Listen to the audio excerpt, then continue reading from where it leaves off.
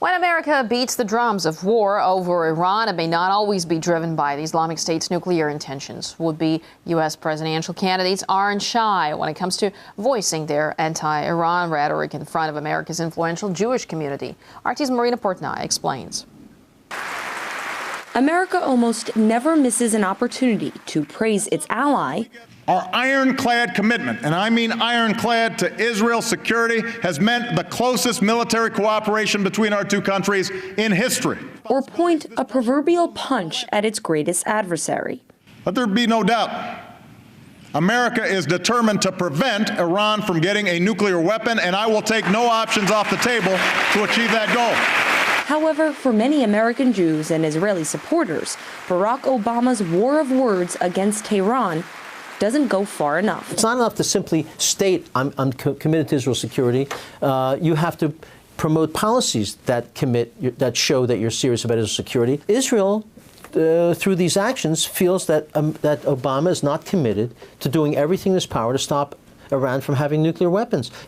Iran is an existential threat to Israel, and Obama should be saying so publicly that he will support Israel and whatever military action they need necessary. Morton Klein is president of the Zionist Organization of America. He says an unprecedented amount of American Jews and Israelis share his animosity, a feeling arguably underscored by the Israeli government. According to published reports, Tel Aviv would only give Washington 12 hours notice if deciding to strike Iran. I believe his policies are among the most hostile Israel's ever experienced of any president in my lifetime. Recently, it was the life of President Obama being threatened in a column written by the owner of the Atlanta Jewish Times. In an article titled, "What Would You Do?" Andrew Adler listed the assassination of Obama as one way to ensure Israel's security.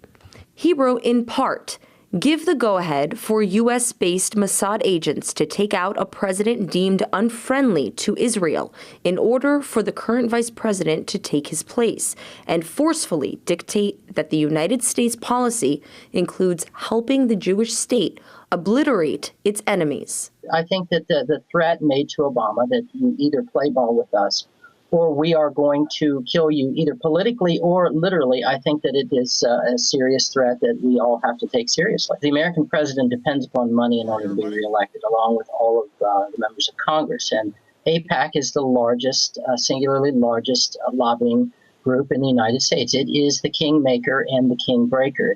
The American Israel Public Affairs Committee, known as AIPAC, declined RT's request for an interview.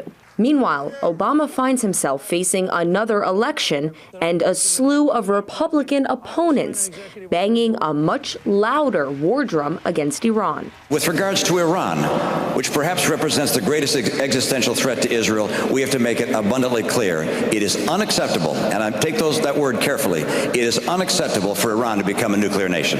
If Rick Santorum and when Rick Santorum is president, Iran will not get a nuclear weapon because the world as we know it will be no more. I'm a clear ally of Israel.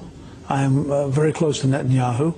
And I've said publicly, I would rather plan a joint operation conventionally than push the Israelis to a point where they go nuclear.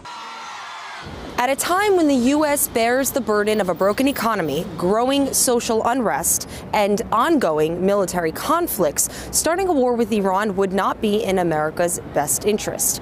But in order to keep a best friend, many believe President Obama will be forced to put Israel's national security first.